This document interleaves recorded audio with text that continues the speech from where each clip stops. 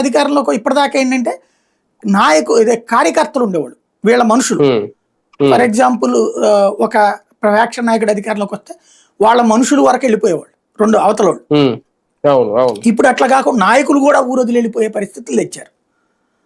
రేపొద్దున ఎంతకంటే దారుణంగా ఉంటుందిగా, కుటుంబం కుటుంబం వెళ్ళిపోయే పరిస్థితి తెస్తారుగా.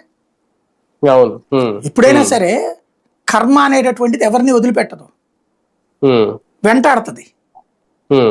జగన్మోహన్ రెడ్డిని అరెస్ట్ చేయించినటువంటి కర్మ సోనియా గాంధీని వెంటాడింది, చంద్రబాబుని వెంటాడింది.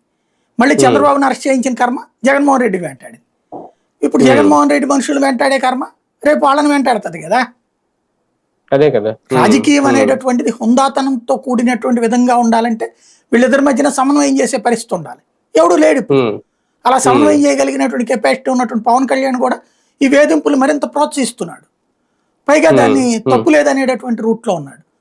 అట్లాగే ఎప్పుడైతే ఉంటాడో ఇంకా అసలు సమన్వయము, థర్డ్ పాలిటిక్స్ ఎక్కడుంది?